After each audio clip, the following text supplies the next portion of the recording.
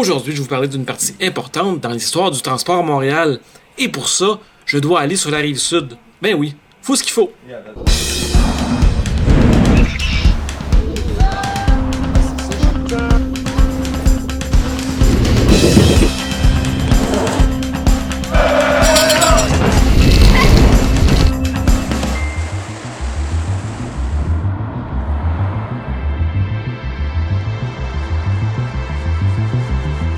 On se rend donc comme ça à Saint-Constant pour voir l'Expo-Rail, le musée ferroviaire canadien. C'est l'Association canadienne d'histoire ferroviaire qui a fondé le musée en 1961. On commence d'abord par l'extérieur, par une cour de triage, là où il y a plusieurs trains de toutes les couleurs. Mais nous, ce qui nous intéresse vraiment ici, c'est des choses plus vieilles. Et c'est bien le contraire à lorsque je sors dans les bars.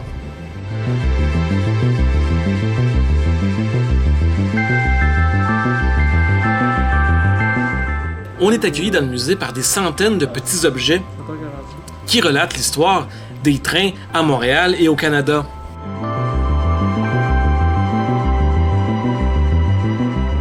Une des choses les plus intéressantes, c'est cette plaque qu'il y avait au terminus de la rue Craig, la rue Saint-Antoine aujourd'hui.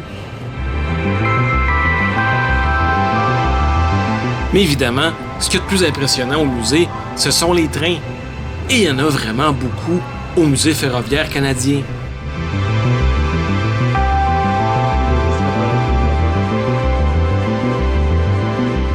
J'ai une affection toute particulière aux plus vieux trains qui ont roulé au Canada.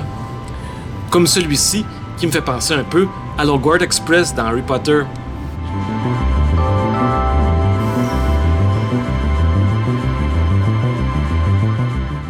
J'en reviens juste pas à quel point une locomotive, ça peut être gigantesque. Alors Martin, il est aussi grand qu'une roue, même plus petit que la roue. C'est impressionnant quand même. T'as marqué un petit? Non.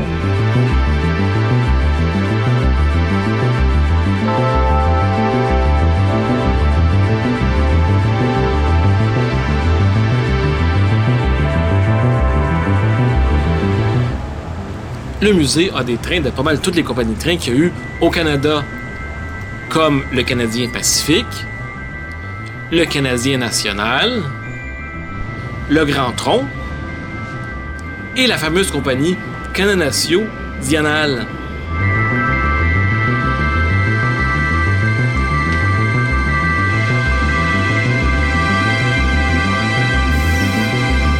Comme on est encore pogné avec cette foutue pandémie, il y a beaucoup moins de trains dans lesquels on peut embarquer. Mais quand même, ceux dans lesquels on peut entrer sont très intéressants.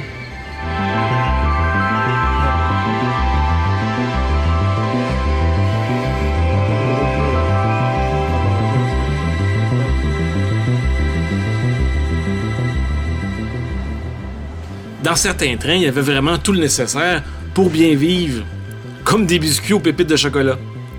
Les fameux chips aïe.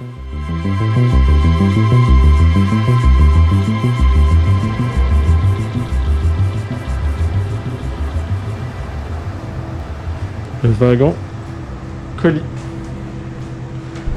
Si vous attendez une lettre, que vous l'avez jamais reçue, peut-être qu'il y a 17. Ah oui. Le train du futur, mesdames et messieurs. Il y avait aussi ce super beau train appelé le Dominion of Canada. Ce train-là n'a pas roulé au Canada, mais il a roulé au Royaume-Uni.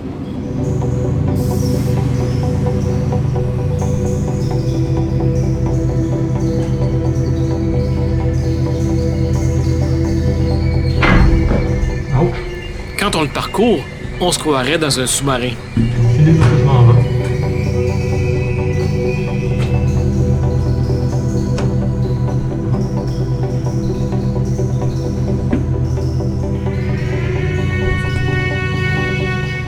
Il y a aussi des trains d'époque plus récente, comme ce train-là, de Via Rail.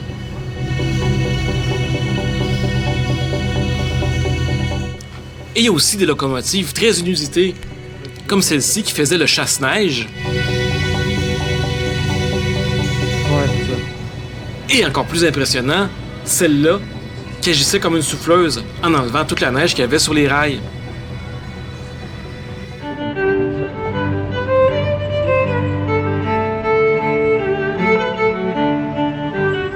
Mais Martin et moi, ce qui nous impressionne le plus, c'est de voir les tramways qui ont roulé à Montréal. Les premiers étaient hippomobiles, donc tirés par des chevaux, et ils sont arrivés en 1861. Et à cause de nos hivers très enneigés, on avait des tramways avec des skis.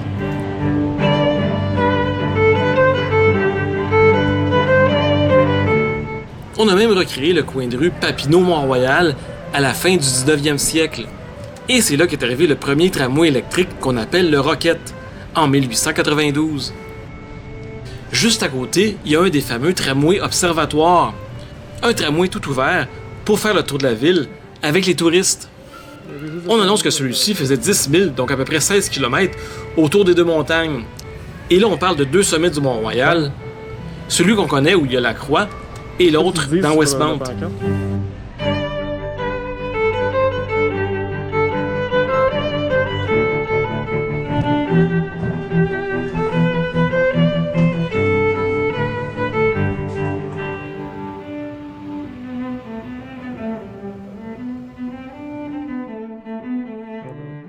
Dans l'autre hangar du musée, il y avait cet autre modèle de tramway que j'ai vu pas mal souvent dans des vidéos puis dans des photos d'archives.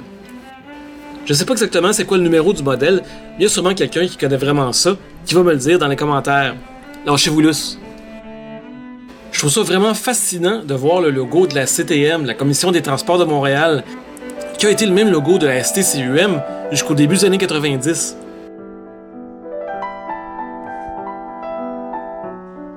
Je sais pas à quel point ça brassait là-dedans, mais les bancs avaient quand même l'air assez confortables. Ce superbe tramway jaune et orange numéro 1046 est celui qui allait dans les villes de banlieue. Bon, on s'entend, la banlieue dans ce temps-là, c'était pas la même banlieue qu'aujourd'hui. Ce tramway-là allait par exemple à la Chine et à Cartierville. C'était le tramway qu'il fallait prendre si on voulait aller jusqu'au parc Belmont.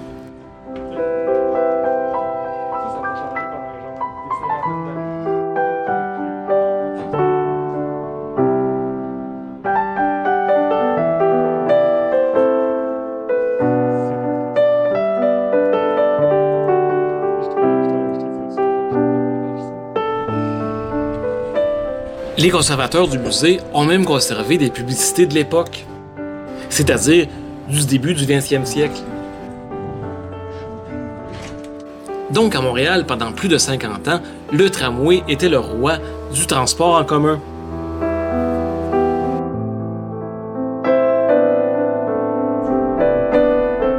Finalement, on arrive à un des tout derniers tramways qui a été mis en circulation à Montréal en 1944. C'est le PCC 3510. Et comme tous les autres tramways de Montréal, il a été retiré de la circulation le 30 août 1959.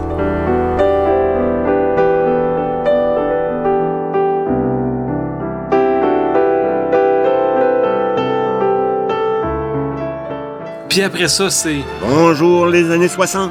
Bonjour le trafic.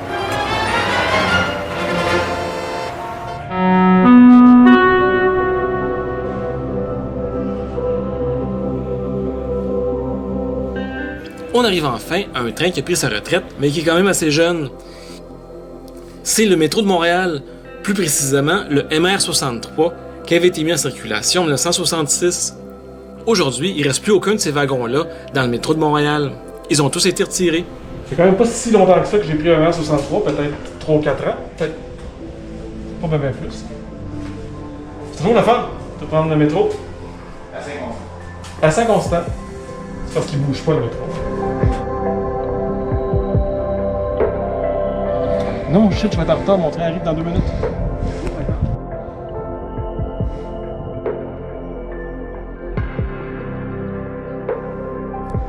Ouais, c'est ça, je veux 2 tickets Gare Bonaventure avec un extra lit, puis poulet chaud pour ce que. Ok. 15 cents. As-tu les paiements par téléphone? Non?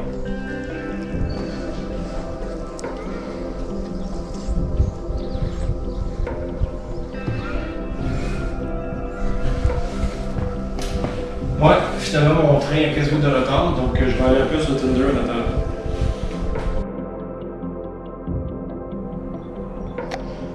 Ouais, ben c'est long avant que le train arrive. Alors voilà, j'espère que ce petit voyage dans le temps vous a plu. Si vous avez aimé, comme d'habitude, un petit pouce en l'air en bas de la vidéo. Abonnez-vous si ce n'est pas encore déjà fait. Et on se dit à très bientôt.